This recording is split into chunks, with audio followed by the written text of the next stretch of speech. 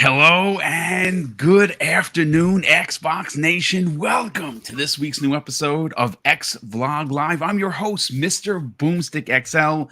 And folks, real quick, a little bit of tuning. We were originally supposed to have Risk It from the Biscuit on from the Xbox Ultimate podcast. Unfortunately, the Xbox Infinite podcast. I'm sorry, but we kind of screwed up the time zones. He's in Australia. I'm in New York. So he's probably going to drop by tomorrow's Breakfast with Boom, which would be awesome. But I got two individuals here. Now, again, this is normally a one-on-one show, but I got lucky enough to get two unbelievable personalities here to talk about two very hot topics. First of all, Steel Rain, my brother, feeling better, out of the bed. The kids weren't sick, but you and your wife down for the count. It's so great to have you back, and you're healthy, and the missus is healthy. Welcome, brother. How you feeling? Mr. BoomStick XL, what is going on? Back in the kingdom, man. Yeah, man. Steel Rain, Mr. Live Raw and Uncut himself, and one of the hosts of a little lovely podcast, the home of that RTS View, living split screen. And man, it's gonna be a great time to be here today, man. There's some smoke to be had today, some things that we can talk about. Again, like I made a post yesterday on Twitter. It's always about the conversation. We should be willing to sit down, talk through things, disagree if we need to, or even agree to disagree mostly. So if anything, got some exciting things to get into. Boom, Ubisoft Plus coming into Xbox in a very strange manner, but hey, they got you into. So let's get into it, man.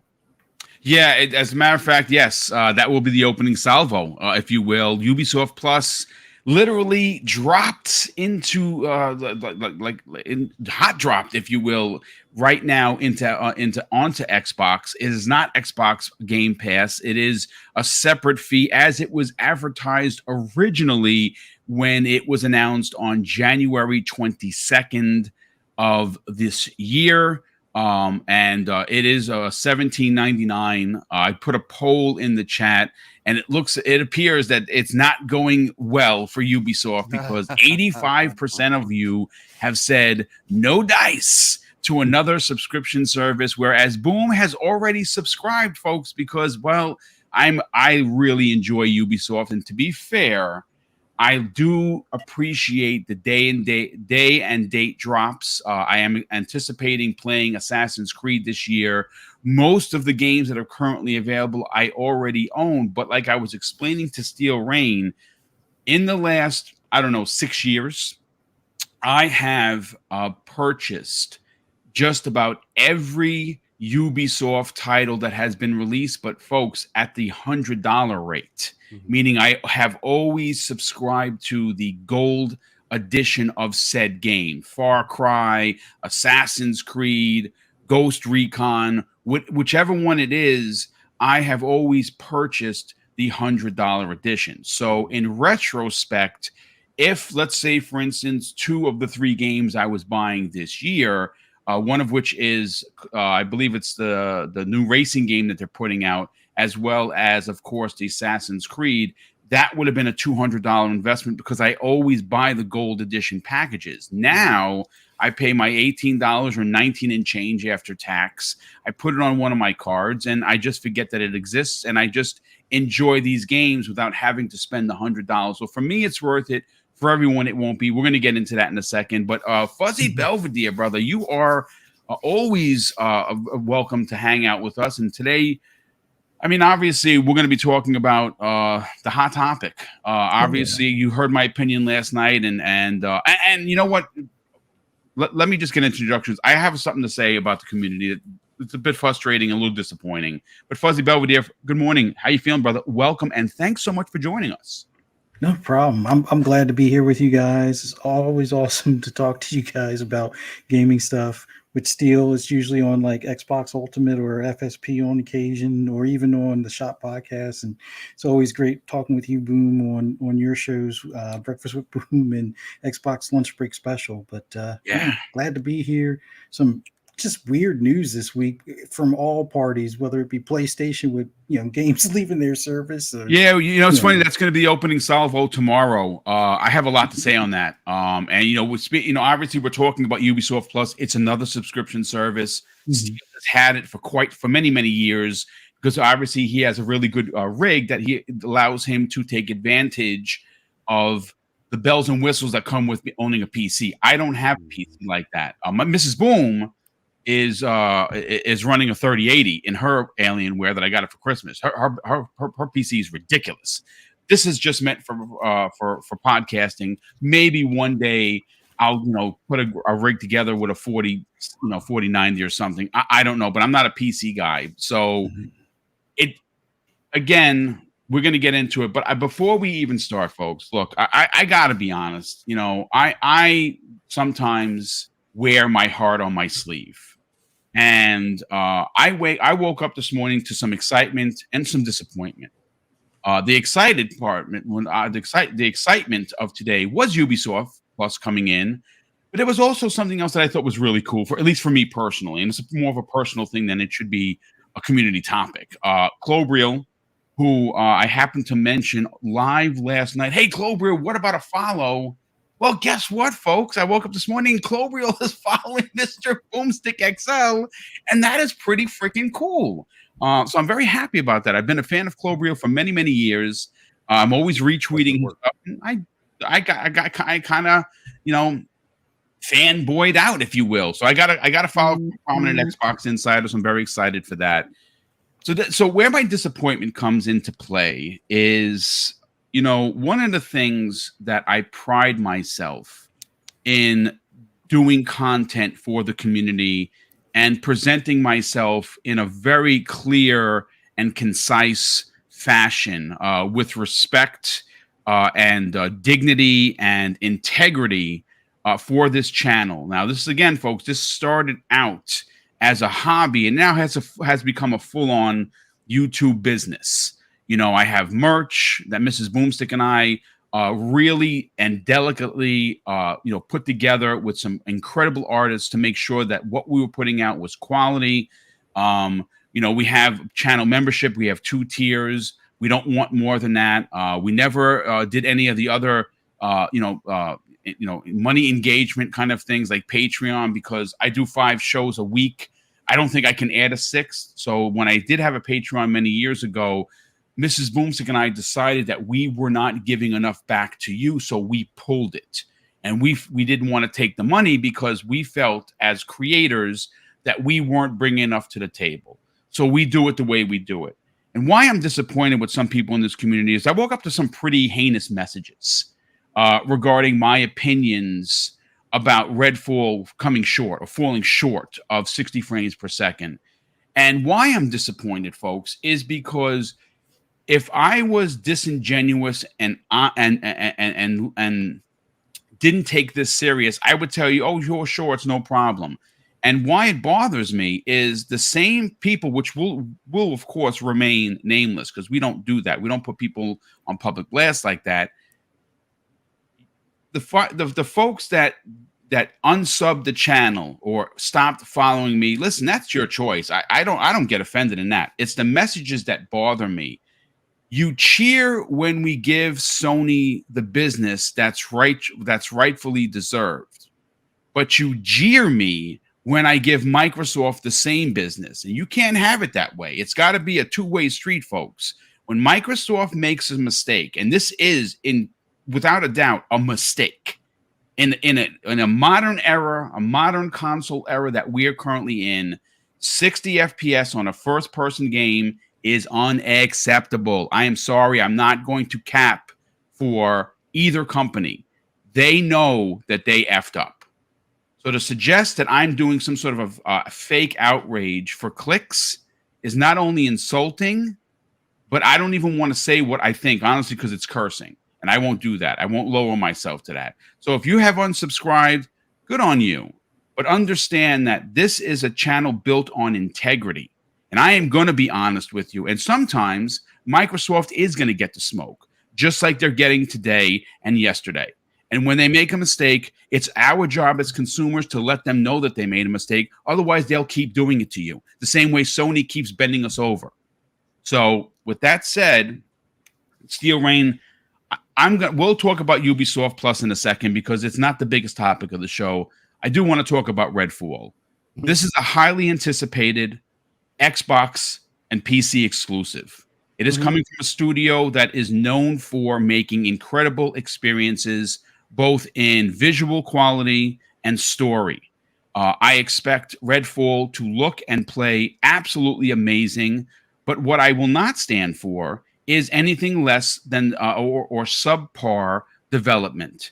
And the fact that this game was delayed from last summer, which now we're closing in on the summer, which makes it a year, it is shocking to me. It is literally shocking to me that we have a game that is expected to be run and gun, that's expected to be fast paced. You're expected to be moving, shooting and moving on the go to only be at 30 frames per second. And I think that's a problem. Again, is it game destroying? No. Does this hurt Arcane's reputation? No. Am I going to play it at 30 frames? I actually don't know, folks. I don't know if I want to experience a first-person game at 30. I have a lot to play, so maybe I'll hold off to the patch. But Steel, you are known on these YouTube streets, as the kids say, as being raw and uncut. And I expect no less from today's conversation. Is there anything wrong with telling a company that you're disappointed with something that is expected to be 60 FPS standard? That's standard in this modern age of gaming. What are your thoughts on this, dude? Let's see. There's definitely a multitude of different ways that we could take it. I am like you. And again, I kind of constantly find myself in this where not necessarily upset with the community in a lot of ways, but just more so dumbfounded by the fact, again, here's another situation to where we can't simply have conversation without people saying, oh, well, it's games, get over it. Or fake outrage. Or coming up with whatever reason why we can't talk about it, right? Look, guys, like if I didn't care about the industry, if I didn't care about anything else beyond my own wants and needs, I wouldn't be sitting here doing this podcast with Boom. And that's part of the reason why, like on Living Split Screen, we coined the term that RTS view, because sometimes you have to pull yourself out of the world, look at the darker crevices of the map, and really take in the full view of what's going on. And for Redfall, for me, especially for them having a first-person shooter, again, if the 30 was their creative vision and that's the game that they wanted to make, and they came out and said, hey, this is our game, then people would have to accept that, right? But it hits a little bit differently when you come out and say, oh, well, it's going to be this on release and we're going to work on this sometime down the road, we'll put it out.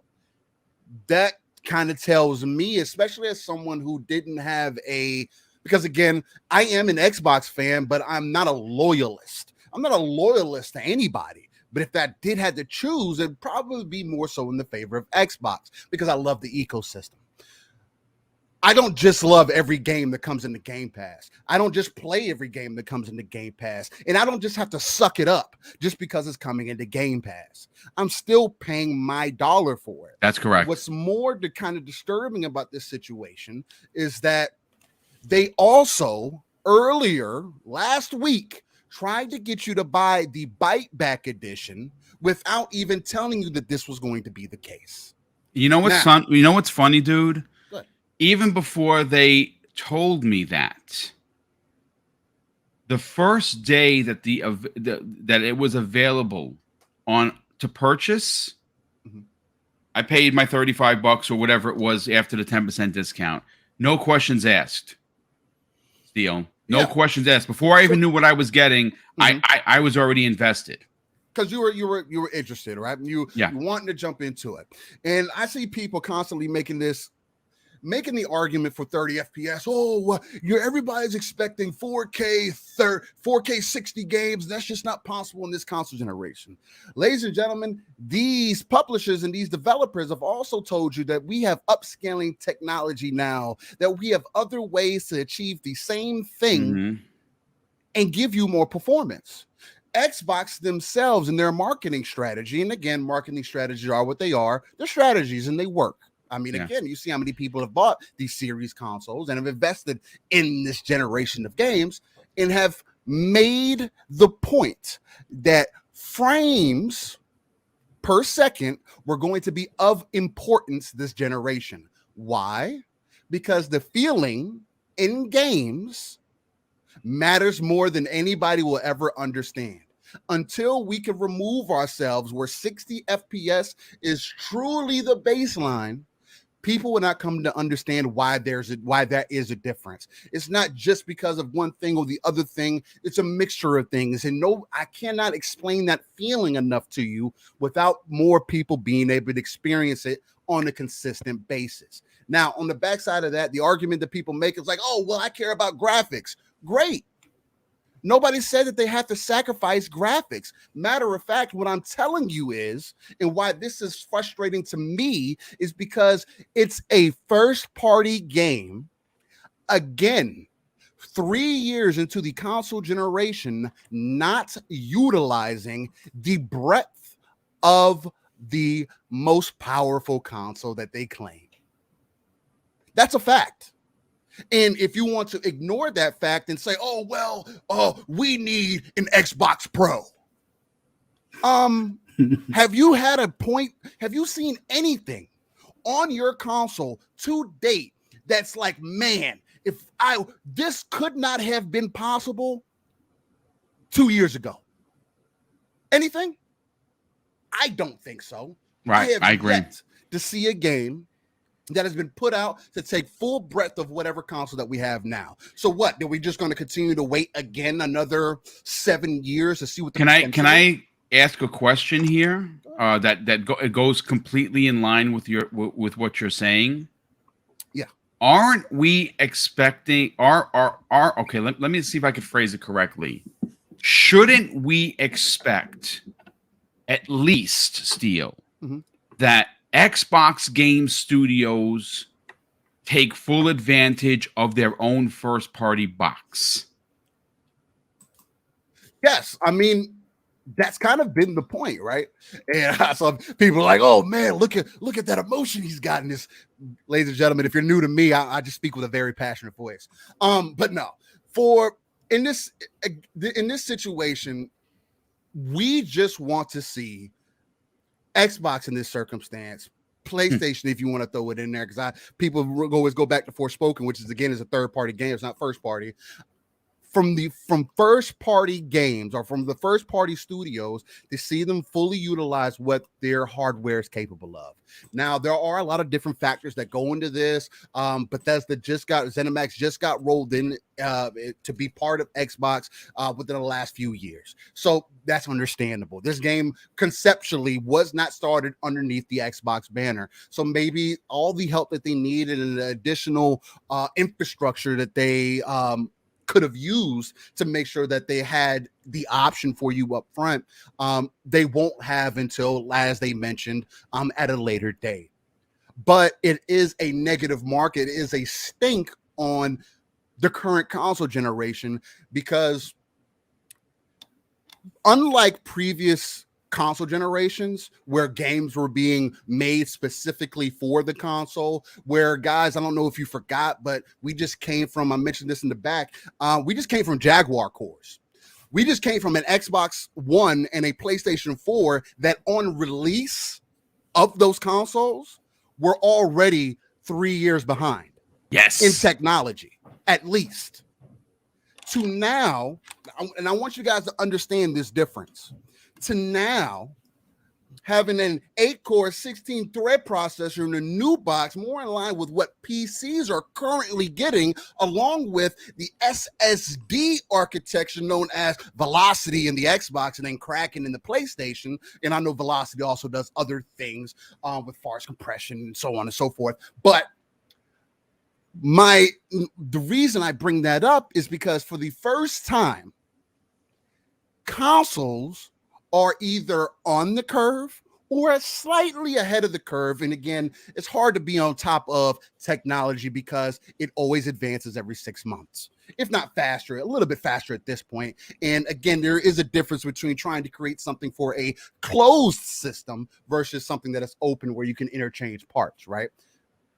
I don't think we should ever get to that point where we have to make a console that you need to change this brick and do this. And yeah, I mean, I just don't see that. So, and I get why people say, oh, well, you shouldn't expect 4K 60.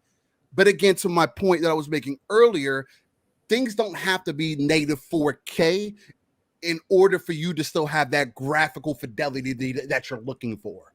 You shouldn't have to sacrifice your detail in games to get 4K. And that's what we're still getting now, right? If we're going to talk about the upscaling technologies and all the other things that they can use in the development side of things to help garner more performance in your games so that you can feel what the difference is, right? And again, if you want to decide with 3060, they give you those modes of performance and graphical fidelity, and you're like, oh man, I don't really see the difference, then great, that's you. But I'm telling you, there is a vivid and valid difference. To me, this situation is almost unacceptable, and I'm not going to play the game, even though I have a PC. My way to kind of bite back is, pun intended. I see what you did there. I like it. I like it.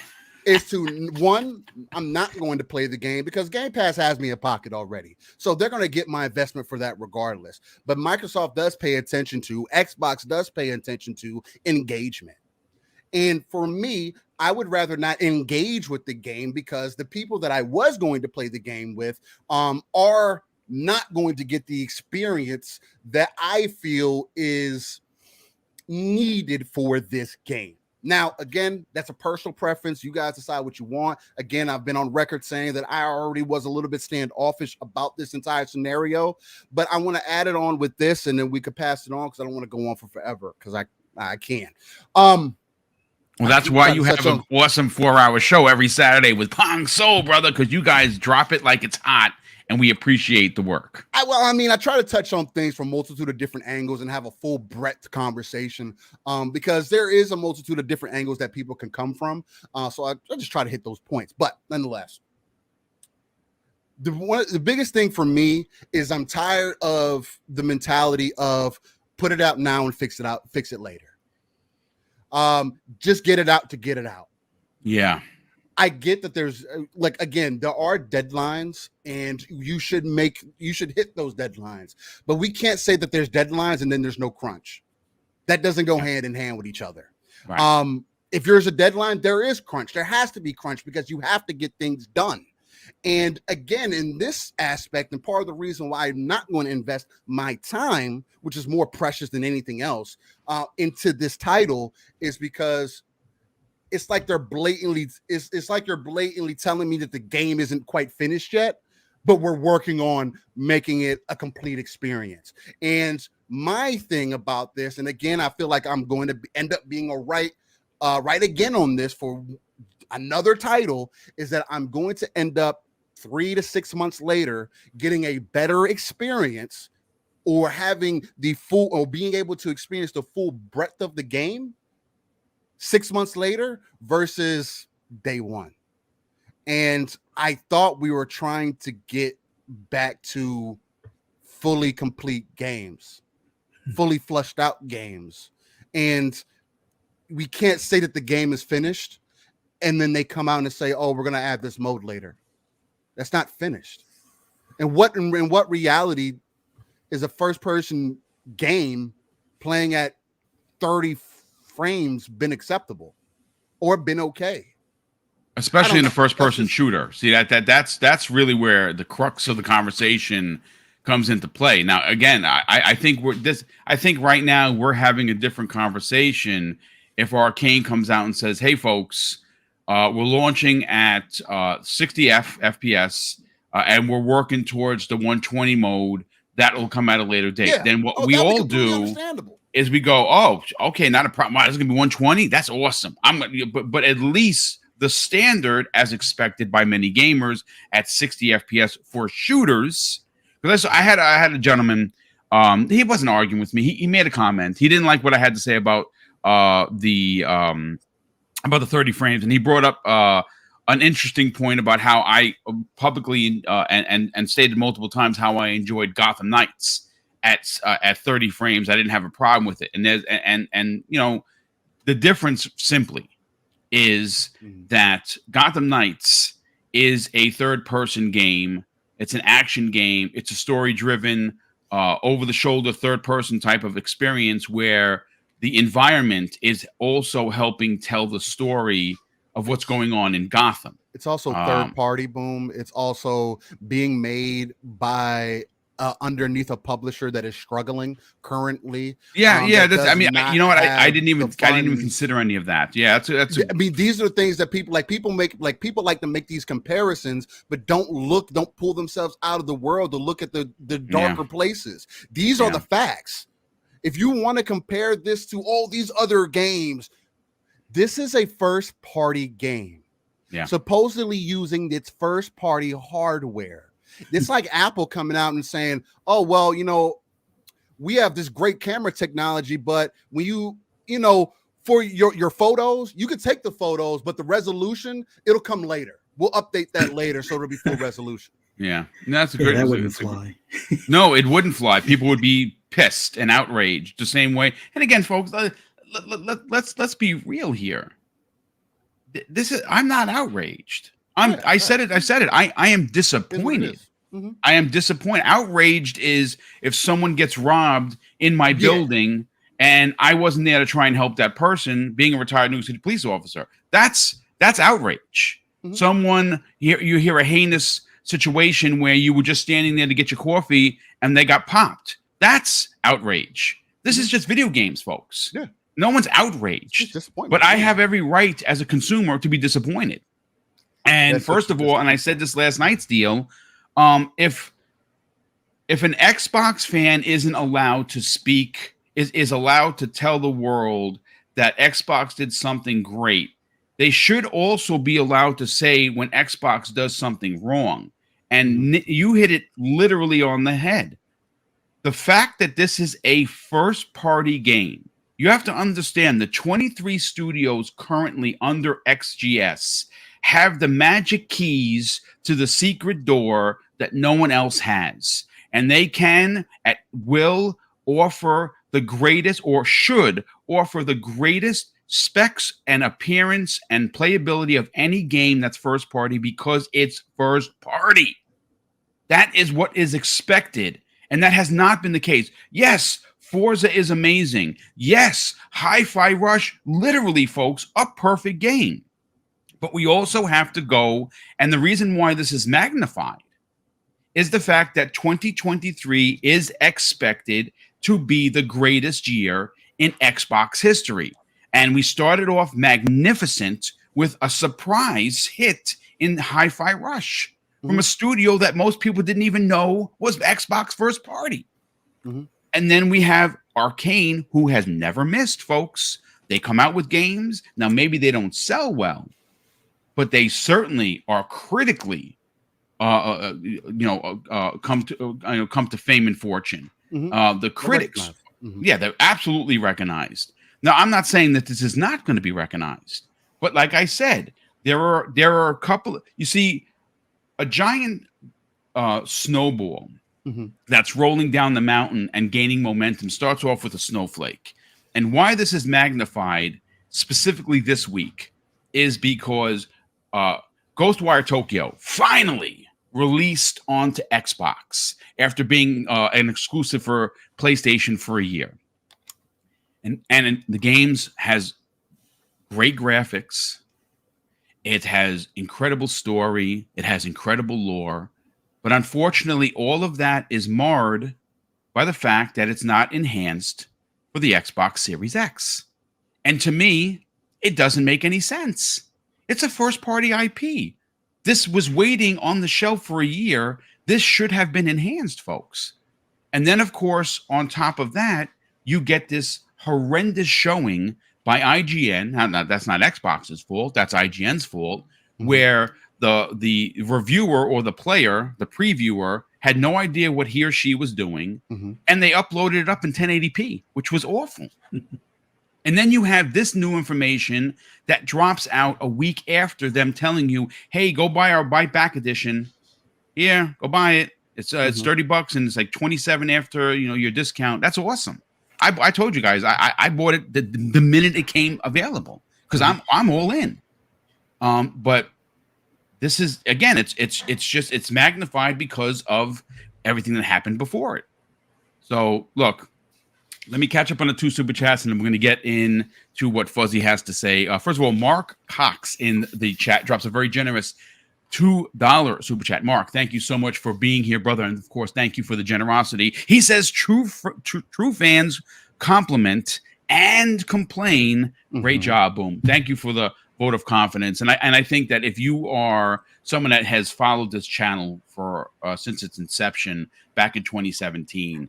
I'm a rah-rah guy. I get excited for games. I'm like a big old nerd. Yeah. But I am not. And I refuse to fall in line and not say my piece when they get it wrong. I will cheer and I will congratulate and I'll put you up on my shoulders and I'll carry around the whole town.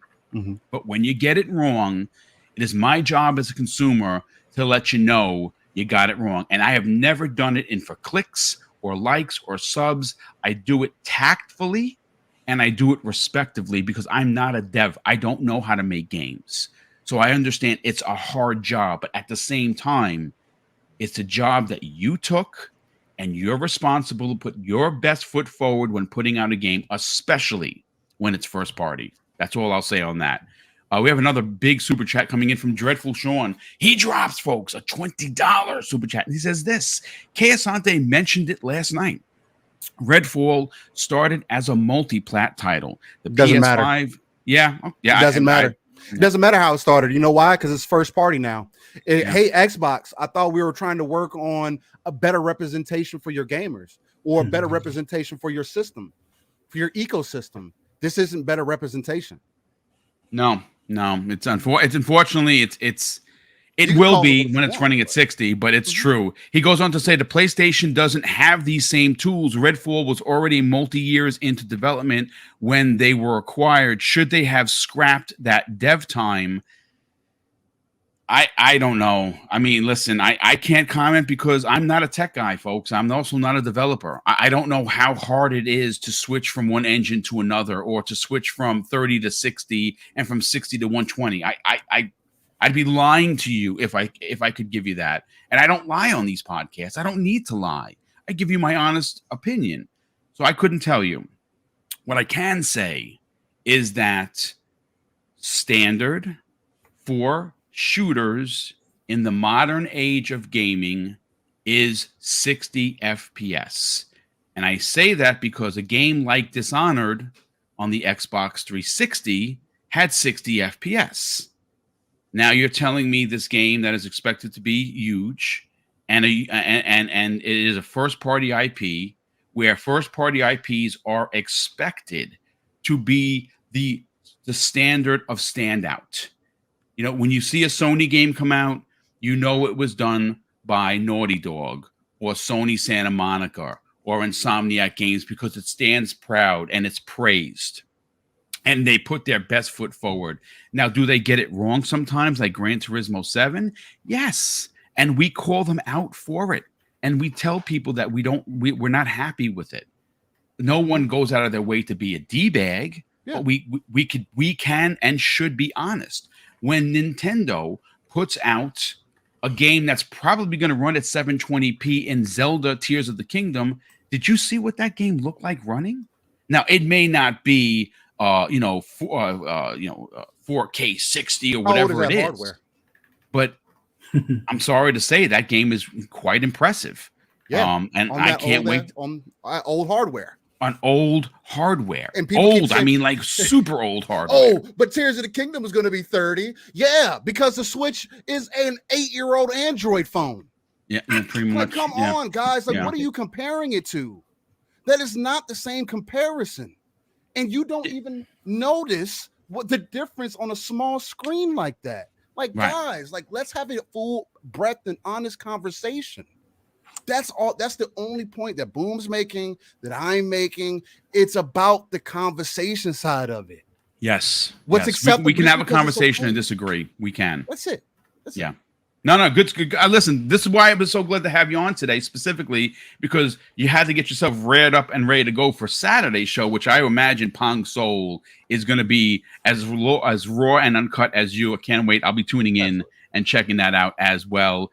Real quick, did I finish? We had another super chat pop in here, Fuzzy. Let me just grab that real quick, and we will. Gamer by choice, brother. Thank you so much for being here. Of course, thank you for the generosity as always. He says Microsoft, after dropping a $5 super chat, he says Microsoft doesn't understand hardcore, gets disappointed when we know they can do better. Microsoft treats their non-gaming software that the same way, and it's annoying.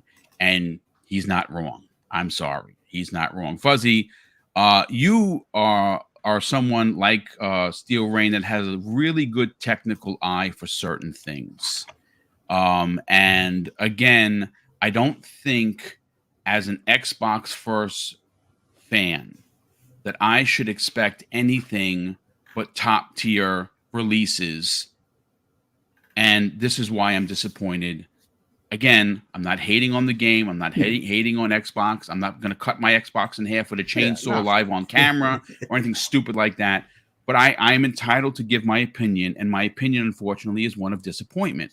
And I'll leave it at that. My question to you is this another black eye for Xbox first party to have a game come out under what is the standard for a box that can do 120 without even trying?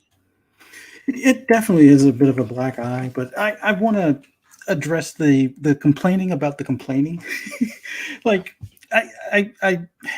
it boggles my mind. Like some of these same individuals will cheer on their sports team and then be ready to throw their beer at the screen when they make a bad call. And they'll be the first ones to go on Twitter and talk about, oh, get rid of that coach and trade this player. Or like, okay, everything is, rainbows and sunshine with video games because, well, you don't mind 30 frames, but, the rest of those that do mind 30 frames, oh, well, they're just outrage. It's fake concern. Like, no. It's no more fake concern than you're concerned about, the ref that made a bad call on your team or the coach that made a bad trade. Mm-hmm. So just grow up. That's first and foremost. But all of that aside, getting back to the root problem at hand, like I'll be honest, like I was a PC guy shortly after PS1 and then went back to console and PS3 and then been back and forth, kind of off and on, but mainly console up until more recently. And, as someone that played the Division 1 and the Division 2, when those originally launched on console with 30 frames, I didn't know any better. Like, I was having fun. It played great. I enjoyed it. Fast forward to when they finally did the 60 frames updates. Oh, it's like night and day. And the same thing goes for me being a racing fan. Like, the original Horizons, it's an arcade racer. There was no big deal. Like, Forza Motorsport, sure, 60 frames is the must, but Horizon, it's like, oh, look at the rocks that break when you roll through them and, the trees and the shrub. No. Fast forward to, when they did the 60 frame update on 4 and 5.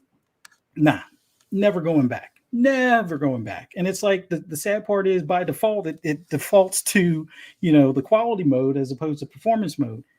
It is like the worst thing ever. And you notice it after that. Like once you experience it in games you enjoy, you can't go back. Like if you have to, you might, but then more times than not, you're going to wind up putting it down or you're going to wind up just going through the motions until, oh, that's enough. And then move on to the next, game. And more than likely it'll be a 60 frames game. Like once you get that taste of that, there's no question how much of a benefit it is as far as just on your eyes. Because in some cases, people get like motion sickness or headaches and nausea from seeing something. I actually had someone respond to me on that, saying that I can't play at 30. I literally get migraines from it. Someone actually wrote to me on that. So that's a fact, folks.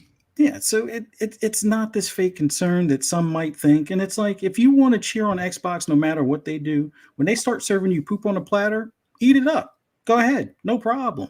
But for me, I'm glad I didn't spend the $30 or the $27 after the discount on the bite back thing. Like I usually wait on those until like if there's early access, I'll do it like the day before. Because one thing I've learned from Xbox, and this is not that, oh, I'm gonna throw my Xbox out the window. No, that's not happening. But what they've taught me is wait. Wait. Don't give them money until you absolutely know that they're going to deliver on what they say they're going to deliver on. Exactly. And that's where some of the continued conversations and gripes come from, because it's like, okay, you delayed it for a year. You see how your fan base, and you've kind of led your fan base to believe that, the standard was going to be 60 frames, especially with first party. Like third party, yes, you said we're not making a mandate. It's up to the devs, blah, blah, blah.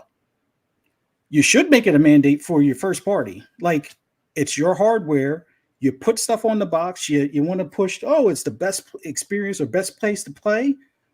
Well, I guess it isn't the best place to play, because you know what the funny thing is?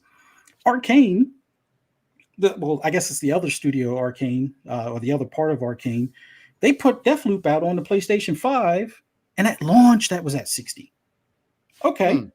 No big deal. First person shooter, but it's not open world. Okay, it's kind of linear, but whatever. Hey, Ghostwire Tokyo, guess what? 60 frames at launch on PS5. But I thought the Xbox Series X was the greatest console in the world, or the most powerful. To add context to what you're saying, I pulled a story from Liam Doolin. This was written by PureXbox.com. This was from May 8th, 2020. 60 FPS will become the standard output on Xbox Series X, says Aaron Greenberg. And he was responding to Nick 101 Gaming, who asked a question on May 7th. Please force developers to give us choice of either higher performance or higher image quality. We need 60 FPS back in on consoles. Aaron Greenberg responded and said simply this, folks: 60 FPS will be the standard output, but the architecture allows us to support up to 120 frames per second, end quote. Folks, this is out there. I know. I put it to this way: when the show is done, 10 more people are going to unsub, and I'm okay with it. I'd rather lose a sub for being honest and having integrity than gain one for lying and being a D-bag. So if you're going to unsub, I miss you, and I don't want anyone to unsub, but I'm not going to bow down. I'll take the L for the sub, but you want honesty, and I'm going to give that to you. But please, Fuzzy, continue. And it's just funny to me that, maybe PlayStation has its own mandate. Don't put anything on here that's like 30 frames, at least from Xbox Studios. Now, I know, yes, there's some independent games like the Dora the Explorer game that they had recently. That was 30 frames, and it was, all crickets over there. But, the thing that boggles my mind is that options have been what we've all asked for with these consoles. And now that we're getting closer to like the PC level of things, as far as the expectations and stuff, I get it. 4K is what they've been always pushing since the Xbox One X, but I would much rather have 1440p upscaled or 1800p upscaled, because my big thing is now, after experiencing 60, that should be the first priority. Then worry about the resolution, trying to get it as close to 4K. But before you really push to get it to 4K, add the extra bells and whistles, whether it be ray tracing, specular highlights, or particle effects and things like that. Those should be the things where we should really kind of nudge the devs into, let's make this look as great as it can with all the other details, as opposed to focusing on 4K. Because 4K is great, that's awesome, but I would much rather have more particle effects, ambient inclusion or occlusion and stuff like that, rather than full 4K. Like, I don't know. Maybe it's just me. I don't understand why. I mean, it's funny to me. They also waited until after they had like influencers fly out, which, by the way, they had them all play on PCs. No big, right? Because it's still in the works. It's not the final edition. So fine, have them play on PC. They're all experiencing it in 60 frames. Hey, and this is what it's going to be like on console maybe 6 months later when we figure out the patch. You know what's crazy about that too, Fuzzy, is that we're now hearing that the people who were flown out and played it on those PCs not only played it in 1080p, but also were not playing at a lock 60. The game was dropping. Colt Eastwood said there were drops. Yeah. So that what does that tell you, Fuzzy? It sounds like 60 was that hope and a dream that I don't think they're going to be able to obtain in anything short of 6 months to a year. Like I'm not trying to hash out 343 shortcomings with Halo Infinite, where it's like, okay, we're going to have the co-op and ray tracing, which I don't even know. Did they? Well, I think they got the ray tracing in the story mode or in campaign, right? Or is that still not there? Because I'm actually not sure. To be honest with you, I'm not even sure. But it's like, I don't know, and I have the same gripe with third party as far as like incomplete launches. Like, if anything is, if the devs have learned anything after COVID and so forth, is they should definitely look at trying to ship the game and not have to worry about a day one patch. Like, and I understand in this market it's probably a hard concept, but I would much rather them not tell me a release date until maybe 6 months out, when they already can kind of go gold and they're just, still polishing things, testing out gameplay, testing out game breaking bugs and things along those lines before they even get to that point. Like, I understand that would add to the other frustration. Well, when is this game coming out? Is it 2025, 2026? At this point, they might as well go to that method, because it's better to under promise and over deliver than it is to promise something within the 12-month window and it's still not complete. I mean, sure, they could delay it and that would push it out of the 12-month window, but at this point, with Starfield and probably Forza Motorsport being out of the 12-month window, and some of the third parties like Silk Song being out of the 12-month window, at this point, I don't know. But for those that want to play it at 30 frames, more props to you. Enjoy it on launch day. I'll just wait and probably be enjoying other games. Like, I'm pretty sure Star Wars Survivor is 60, or at least has a 60 mode, but we'll see. I don't know. It's just mind-boggling to me. First party can't push the box that we bought for the next generation to next generation levels. Like, that's my bigger gripe, is like, why did you tell me that this is a new generation and this is a next generation only game when we don't have next generation features, really? But I've rambled enough. I'm sorry. No. I mean, I appreciate the honesty from both of you. Like I said, folks, I'm probably going to lose subs, and that's fine. I mean, what am I going to do? I'm not going to cry over it. We'll get Mr. Boom tells me all the time, you lose 2, you get 5. I always thought, and at least for me personally, I have always sub channels and watched people's content because they're honest. Now, granted, I may not always agree with their opinion, but to outright suggest that this is some sort of a fake outrage thing, and you same folks are loving and eating, lapping up the PlayStation negativity. I don't know, man. I got to be honest with you. I think I think you're really selling yourself short, but it's fine. Listen, you're going to get honesty here. You're going to get integrity on this channel.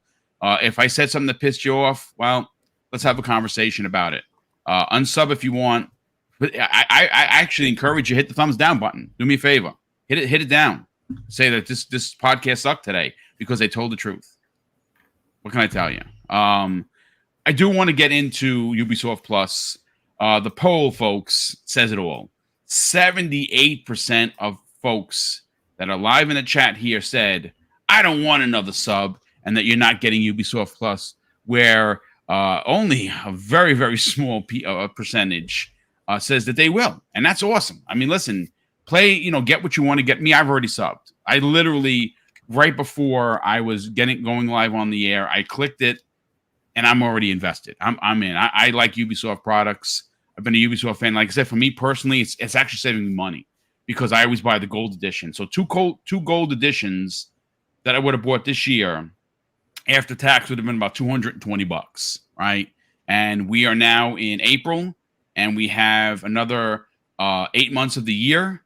So if you just do the math, I'm actually going to be spending less on the 2 games that I would have purchased. Now, granted, of course, I want more content, but I also don't have to buy the DLC, which is also included. But before we get to that topic and we start talking about Ubisoft Plus finally coming to Xbox, I got to catch up on the super chats. We had Carl. Oh God! Boom froze. No. Oh, ladies and gentlemen, this has been a hostile takeover.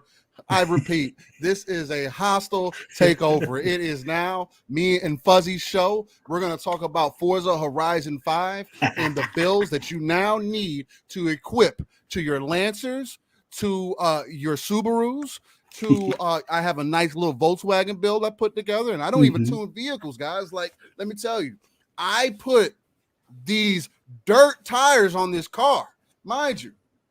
I had some regular slicks on there before, and man, the grip is just, it's leagues better, man. The drifting I can do now, it's just, I put a 7-speed transmission in there, Fuzzy. Like, it's just getting crazy, man. I dropped down at about third. I'm hitting these corners meaner than I've ever had before. And sorry, I'm just trying to, keep everybody engaged. What's going on? Yeah. But yeah, I think my big thing now is I'm worried, but also looking forward to Forza Motorsport. Like right now, I just hope they've seen some of the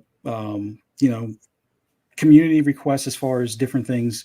Like we already know that they're supposedly working on the time of day change, as well as things along the lines of like practice and qualifying. Like qualifying, I think, is going to be one of the big add-ons, whether they do it just for online or if they do it for both online as well as in the main campaign or the career mode. I think having it where you can qualify and possibly even modify the list for if you want to do a custom race. So that way you can adjust, okay, I want to start at the tail end of the field, or I want to start mid-pack. And then, possibly like pick and arrange like the different cars you race against. I think that's one of the features that I'm most hopeful that they include, because I've enjoyed things like that in Project Cars. And I know Project Cars is far from being, the racing sim of choice for a lot of people, but some of their features I wish would, appear in other games. Like Gran Turismo has done it a little bit where you can do custom races, pick different, cars. You can basically, if you have the car in the garage, you can race against it, set up the tune for it, and then make it so you can recreate like an IMSA race or stock car race. Although, hey, he's back. Woo! You know what happened? I saw someone running from the building holding an axe, and they cut the lines because I was talking negatively about Xbox. Let me just set this back up, folks. Hold on just a second. That's weird. Usually the software is pretty dependable, and this shit, this kind of stuff happens. It's all good. Me and Fuzzy took over. Yeah, I saw that. About Forza, and we're gonna take it a whole different direction. Don't worry. Yeah. So okay. So again, folks, before I was rudely interrupted by the assassin who cut the lines, so I couldn't talk bad about Xbox. We're gonna get into Ubisoft Plus, but before I get there, folks, I do got to catch up on super chats, and there's been quite a few of them, and honestly, I can't thank you enough. Let's see. Let me just catch up, folks. I apologize for the tardiness, if you will. There's been a lot of super. Okay, you know what? I have to go into YouTube. Go up to the comments for Danny. I think Danny Passion. Yeah, I'm actually going to my YouTube studio right now. I'll pull it up everything from there, folks. Yeah, thank you for bearing with us on what happened with my live show, which I can't believe it actually happened. I'm actually very disappointed. Okay, so let me just get up to the supers, and yes, here they are right here. I got them in front of me. Before I was so rudely interrupted by the assassin. Carl Andrews Jr. dropped a very generous $2 super chat and says, overall, this is bad. This is a bad move, and they should have delayed it. Yeah, I mean, I agree with the delay thing as well. But if people are going to enjoy it, and if you're going to enjoy it in 30, I enjoy flowers. How you enjoy it. No. Enjoy how you're going to enjoy it. I'm just going to wait for the patch. I'm just fine. I am running through Resident Evil 4 again to get the rocket launcher, unlimited rocket launcher, which I'm close. That is hard, dude. Like that on hard, it's hard.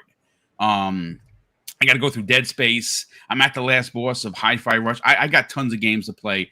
I'll play it when the 60 patch hits. That's fine. Jonas the Dad drops a $2 super chat and says, why is Phil letting this happen? Hit the like button. Yeah, this is, I saw some people in the chat say this is more of a Bethesda thing. And I do agree, and I do subscribe to that. It is a Bethesda thing because Bethesda has its own leadership. Todd Howard and Pete Hines are amazing at what they do. I'm sure they're disappointed, folks. I know they have to be. So who's really responsible? Ultimately, it's probably going to fall onto Phil only because he's a leader. He is the head dude at Microsoft Game Studios. You know what I'm saying? So they have to report to Phil, and Phil has to make the call. They're putting it out. It is what it is. Our good friend Jonas the Dad. I actually just read that one. The Black Harry Potter. Welcome back, brother. How are you?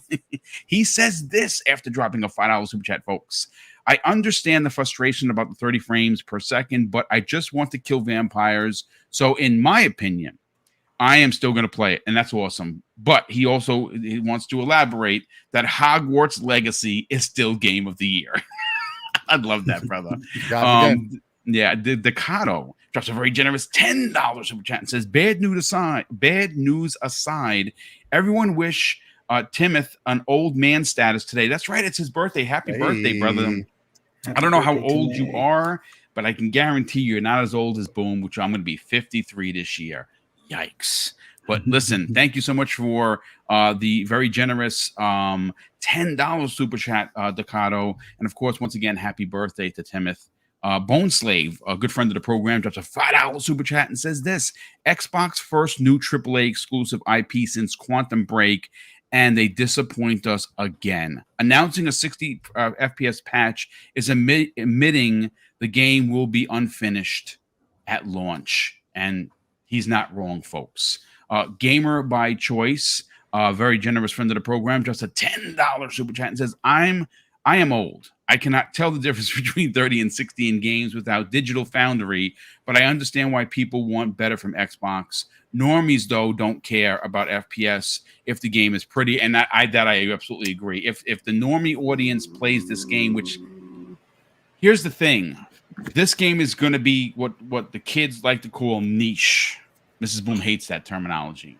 She says, I don't like it. And you know what? It's fine. But the niche aspect of arcane games is that they'll have 3 to 4 million people play it. It'll, like I said, it will be critically loved, mostly critically loved by the community as well as the gaming media, but it doesn't sell a lot.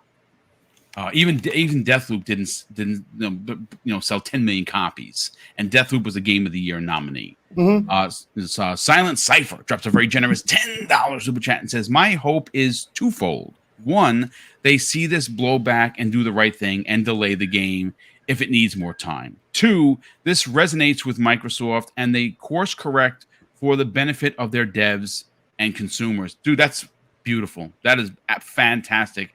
Holy cow, Shooter 2853, brother, how the heck are you? I hope that you're well and that your ticker is doing much better than it was a couple of months ago. Great to see you in the chat. And of course, thank you for the generosity as always, Shooter. He drops a $10 super chat and says, good morning, Boom, Mrs. Boom, Steel Rain and Fuzzy had my spinal fusion 15 hours ago. Oh, wow. Whoa. And so I'm watching from my ICU bed.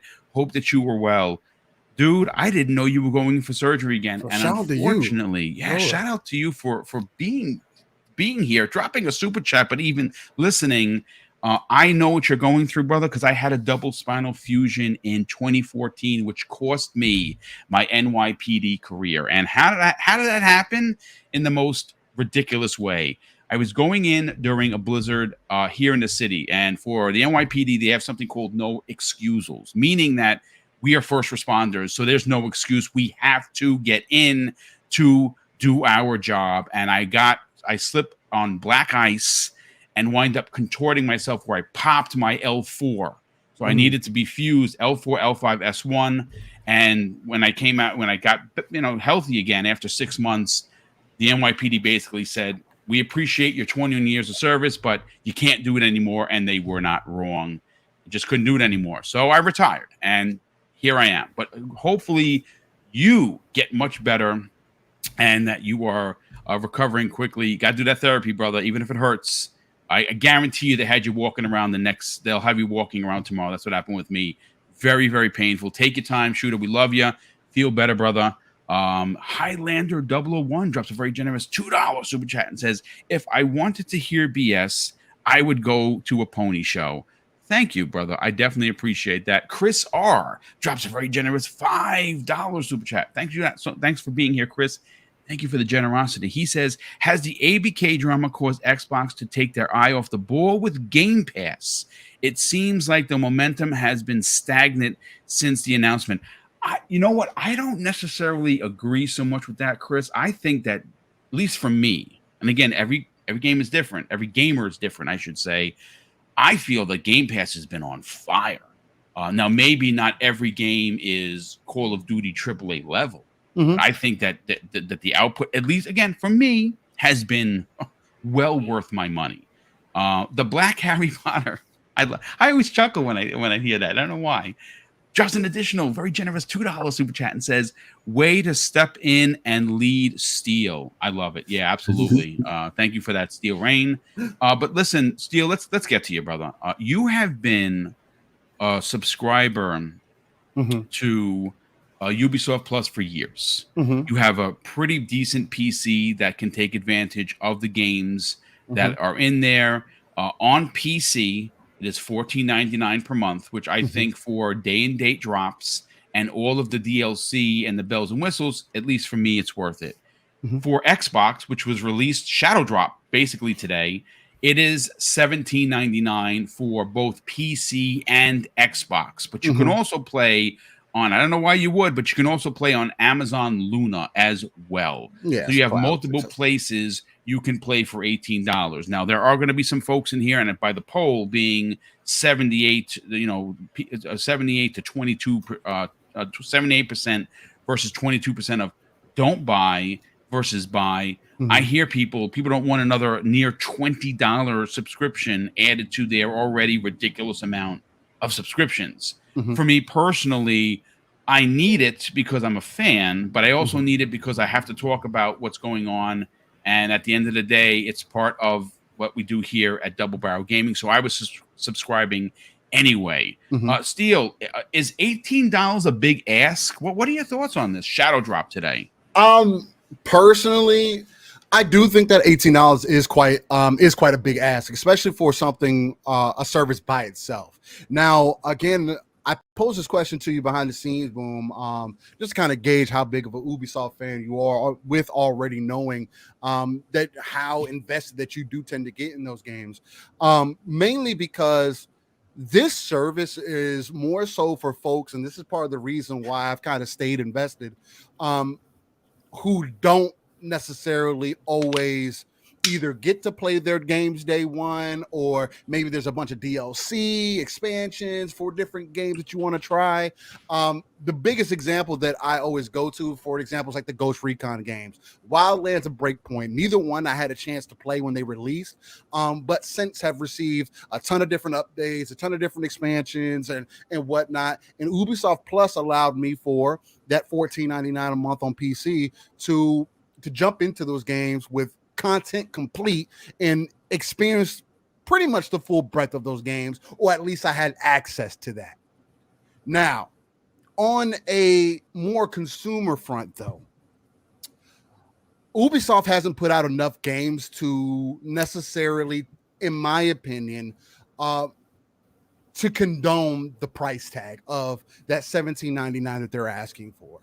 I know a lot of us were had conversation about this previously, and we were kind of hoping that it would be maybe in addition to what you can have with Game Pass Ultimate, kind of like what we see with EA, but more maybe in the lines of like a $4.99, maybe even a $9.99 add-on at most, because at that point it can be extremely beneficial to you, right?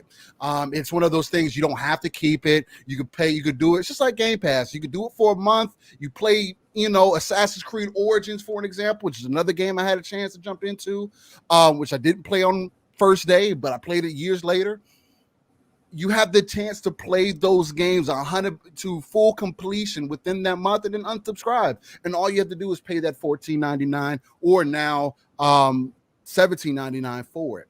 So a lot of it is going to be perspective.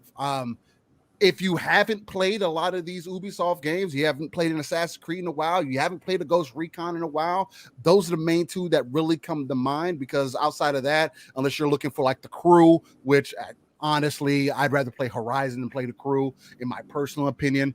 But just depending on what you're looking for, there is tons of value to be had there.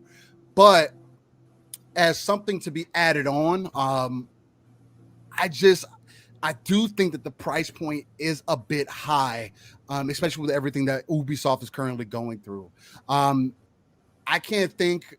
Well, there is a game that I'm currently under NDA for that I can't speak on, that I don't think is going to do well for them either, or bode well, or cause people to want to invest within the ecosystem of Ubisoft Plus, which is going to be another miss. And with them asking for this type of price tag and not knowing really what their future is, again, Avatar Frontiers of Pandora was pushed back to an unknown date. X Defiant, which Dusty just mentioned, has gone through multiple closed betas. What about the pirate game? The unfortunately, Skull and Bones is another one that got delayed. Yeah, that's another one that's coming. That I can't speak on.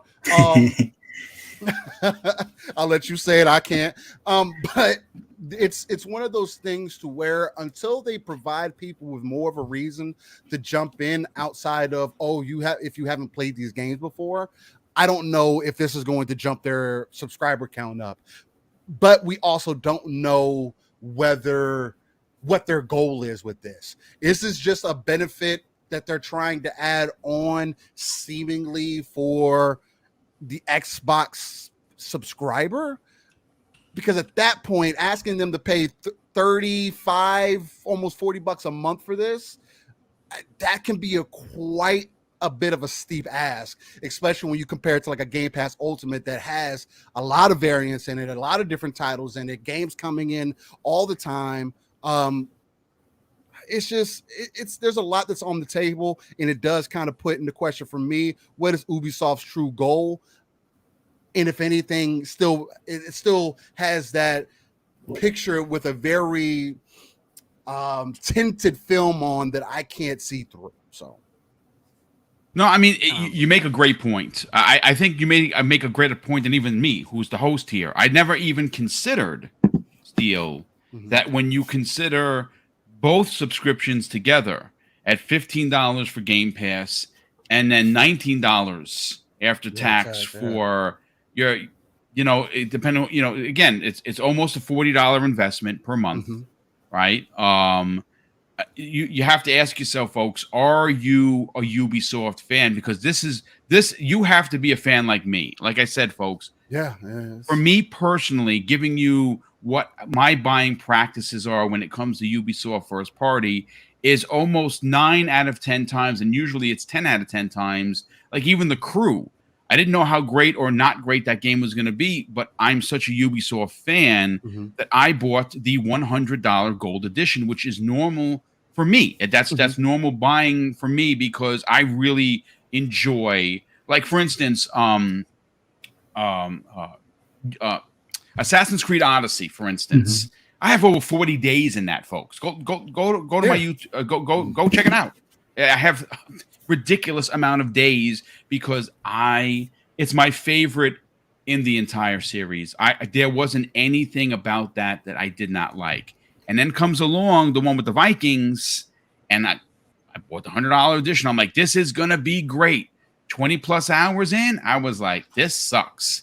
I just could not get into Valhalla. I don't know why.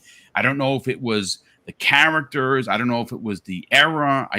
I don't know. I just could not get into it. So again, this is just another choice, which I think choice is important for gamers. Just like if you have your go-to movie, whatever it is for you, is it Disney Plus? Is it Netflix? Is it Hulu? Is it Amazon Prime? Mrs. Boom and I are huge movie buffs, and that's what we usually do. And we're even more into foreign, like our thing is K-dramas. Like we watch them all the time, and we don't do the American voiceovers because they're terrible. We actually love the subtitles, and we've watched in the last year 60 of them, maybe even more. It's our go-to thing. It's what we do when I'm not podcasting and I'm chilling with Mrs. Boom. We're watching films or we're watching our favorite pastime, which is K-dramas. That's just what we do. And I don't mind paying it because I know I'm going to get full advantage of it. If Ubisoft doesn't, if it's not your publisher of choice, maybe one game is. This service is definitely not for you. But if you are a fan of The Division, if you are a fan of The Crew or Rainbow Six or any of the other games that they have out, specifically the Assassin's Creed series, this is definitely worth your time, especially if you don't have many of these in your personal collections. Yeah, that's the key.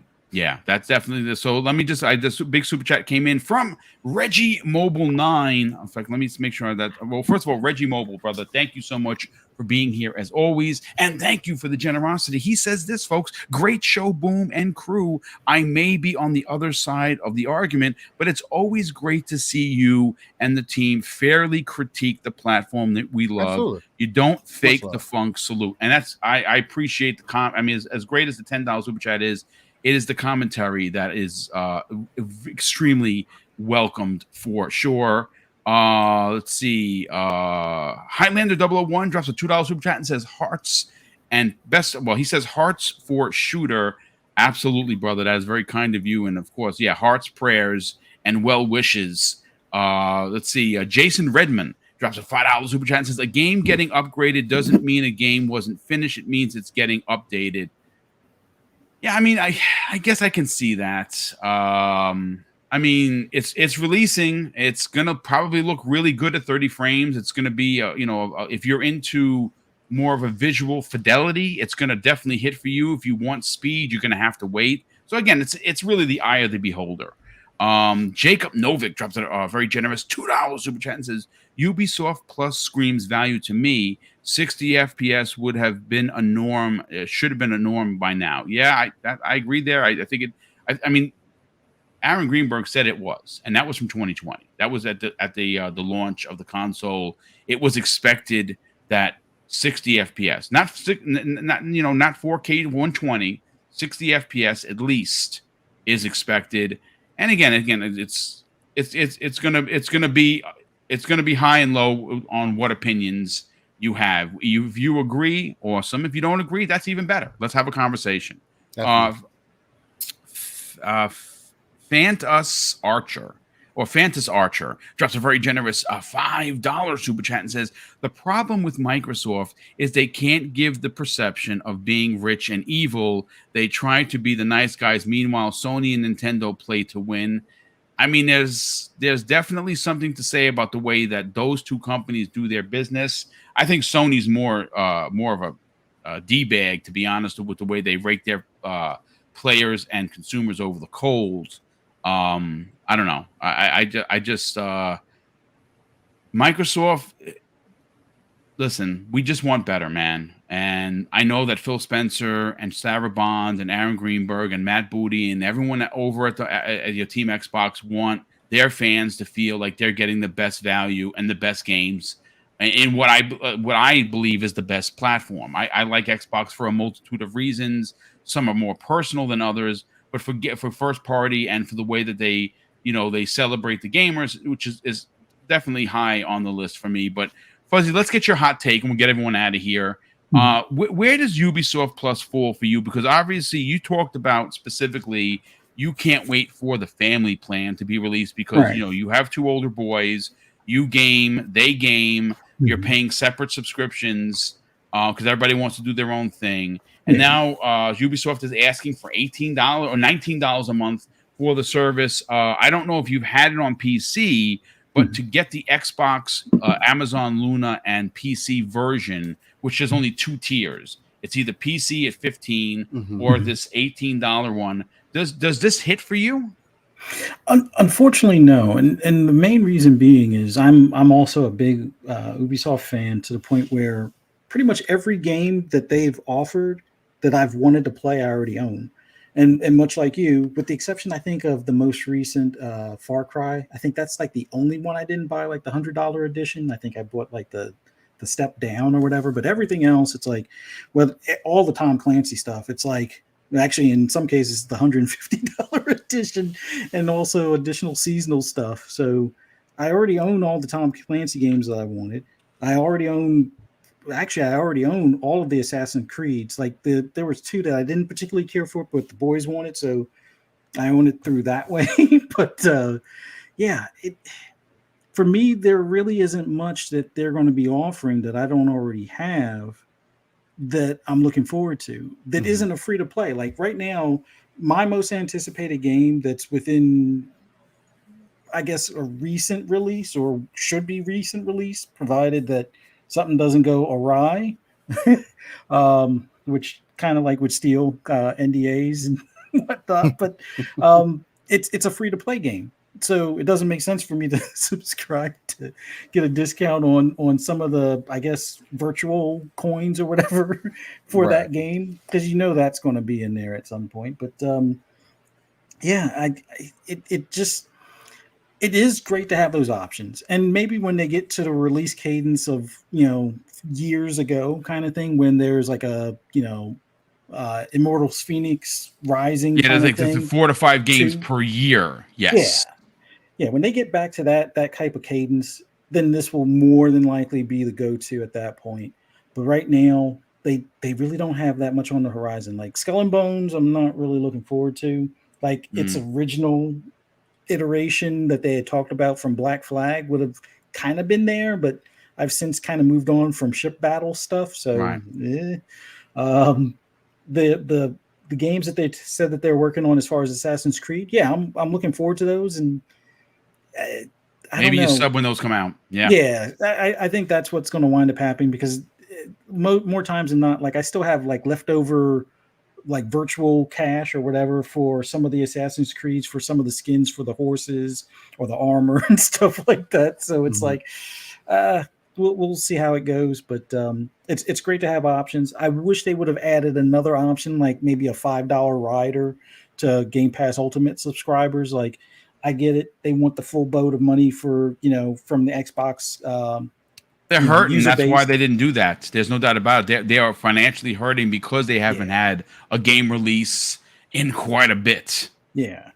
But if they ever do update or change where, all right, you're a Game Pass subscriber, pay an extra $5 a month and get, access to like the most basic tier, then I'd be fine. And I think that would be, I'm hoping that that's something that they consider down the road, especially looking at what EA went through with their because remember, we used to have to pay $5 a month or $60 a year for EA Play. Yeah. And they eventually rolled that into Xbox Game Pass because Xbox made a deal with EA.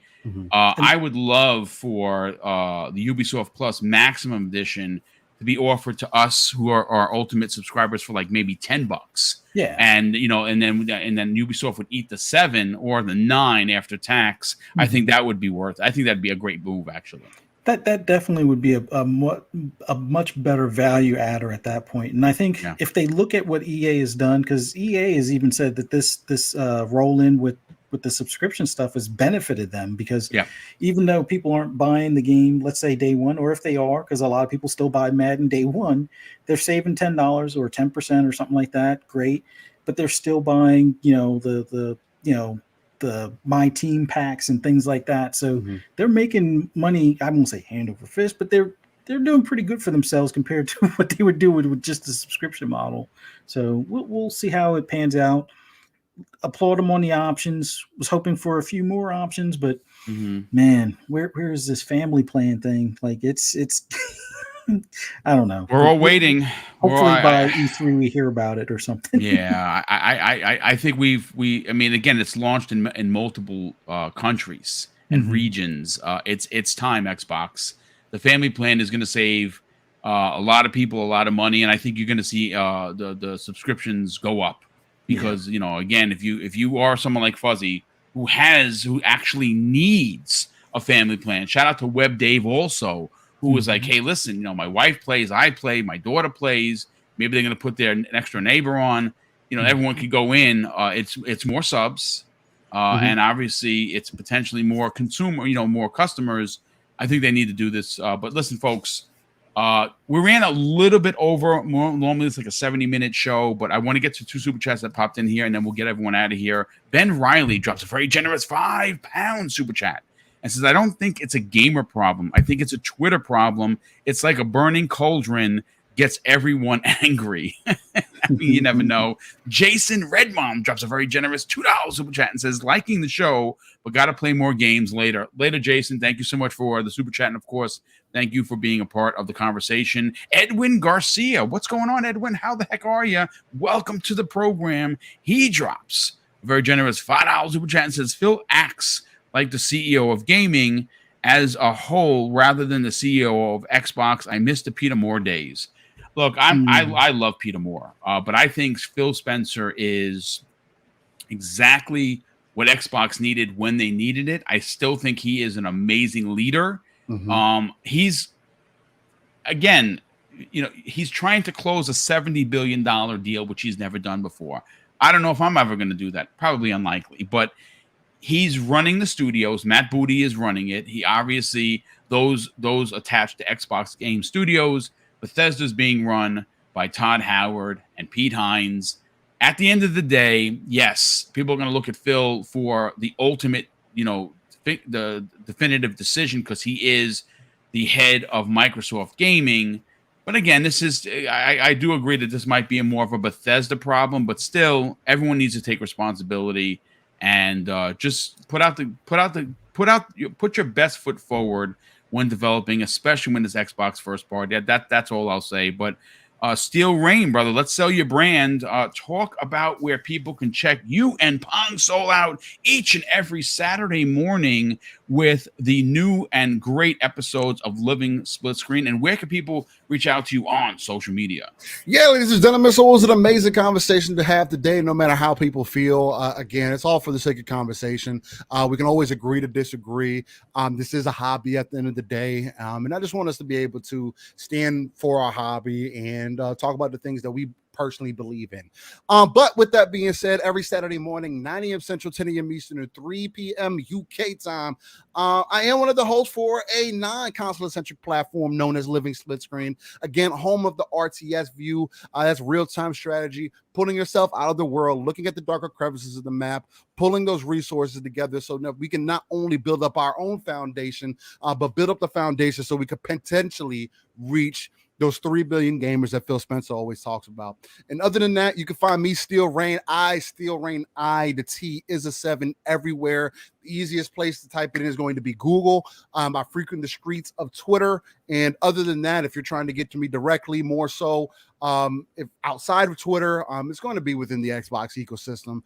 Send a message through. It's one of the things that makes it so great. Because I have direct access to it on PC. It's always up and running in the background, for better or for worse. So it always looks like I'm online, even when I'm not. But yeah, send a message through. I'm not somebody that hides from people. I like to message people back. But other than that, thank you, everybody who came and tuned in today to check out the show with Mr. BoomStick XL. Again, Boom is a pillar to our community. We just want you guys who are part of the community to understand that we're doing this for the sake of conversation and because we love the hobby. Yes. With that, yes, absolutely. Much love. Thank you, brother, for the compliment. And yes, again, we're here for you folks. All of us that are content creators that you tune into on this show and other shows, folks, at the end of the day, we are fans of the industry. We love this industry, which is why we dedicate so much of our personal time to putting on these shows. So, of course, a big thank you to everyone that tuned in. Fuzzy Belvedere, sell your brand, brother. You'll be back with me again tomorrow morning on Breakfast with Boom, where we're going to be talking about Sony pulling Spider-Man from their service. I don't understand that. That to me is a big L. First party is supposed to stay, and I'm a subscriber, folks. I paid $120 at the beginning of this year for, and again, I own most of the games, but maybe they'll get into day and date, maybe they'll get into third party, second party day and date, which is why I subbed in the first place. But to pull Spider-Man in the same year that Spider-Man 2 is expected is grimy. We're going to talk about that in real big detail tomorrow morning on Breakfast with Boom. Fuzzy, sell your brand, brother. Talk about your incredible YouTube channel where it's the best place for everything racing. And where can people reach out to you on social media? I just want to start off by thanking you for having me on. And it's always awesome being on here with you, Boom, as well as with Steel. Man, I know we have some strong opinions on our stuff, and I greatly appreciate all of those in the chat, checking us out, listening to our gripes and thoughts and things like that. And respectfully, whether you agree or disagree, hey, we're all into gaming. It just comes down to we want the best for our preferred platform. But man, for those that want to hear any more of my rambles or rants or anything gaming related, definitely follow me on Twitter at Fuzzy_Belvedere, as well as on YouTube. Same thing, Fuzzy_Belvedere. Look forward to seeing everybody here tomorrow at 10 a.m. Eastern Standard Time for Breakfast with Boom. And then I'm going to try to see if I can make Xbox Ultimate. Wife is kind of taking me to the Bruce-a-rama, so I might not make nice. But if not, definitely check out Xbox Ultimate at 10 p.m. on Fun Speculations channel. And then you can find me on the Shop Podcast Saturday at 9 p.m. Eastern Standard Time on PTK Blam's channel with me, PTK Blam, and Pong. And man, just enjoy your weekend, everyone. Enjoy gaming. And look forward to what is the non-E3 E3 coming up soon for Xbox and Ubisoft and the rest. So take care. Absolutely, brother. Thank you so much for that. Real quick, Jason B. asked in the chat, where's that outrage for Quantum Break? Well, I gave it to them. And the reason why it was pulled was due to some licensing issues for the actor that passed away. And it is coming back as soon as those licensing issues are rectified with the family. So it wasn't nefariously done. It was done for the reason of, well, the actor that was a major part in that game passed away. So Sony pulling Spider-Man from PlayStation is ridiculous, simply because, well, it's a first-party game, and they're pulling it so they can make people buy it or charge you for it when they do their combo pack of Spider-Man 2018, Miles Morales, and Spider-Man 2 for, I don't know, $120. So if you don't own it, you have to buy it, and you can buy it here instead of finding it in your service that you pay for. And at least I pay for the top tier service. So I don't know. I think you're a little off the mark there, Jason. I think that one is much different than the other. Sony's just being Sony, and Microsoft and Remedy had to do it because of the licensing situation with a very unfortunate situation. So it's really two different tales. But listen, I gave them the same business. I think that's ridiculous, but this is out of respect to the family, so it's got to be done. But ladies and gentlemen, thank you so much for tuning in. As always, making this show, over 500 people were here today. I can't thank you enough for that. I cannot thank you enough for the unbelievable support through Super Chat and channel membership. Obviously, we are able to do a lot of really big things. This year alone, Mrs. Boom and I have already spent over $1,000 in artwork being done for the channel. And that we can't do normally without the help of you fine folks. So thank you so much for that. And of course, folks, I'm going to close out the show with something that's important to me. Hopefully one day it'll be important to you. And my dad taught us this when we were kids. I think it's now more relevant than ever. Treat others how you want to be treated. And also, it doesn't cost anything to be nice. You live by those rules, I can guarantee you're going to have an awesome day. So take care, everyone. And we'll see you next week on the newest episode of X Vlog Live.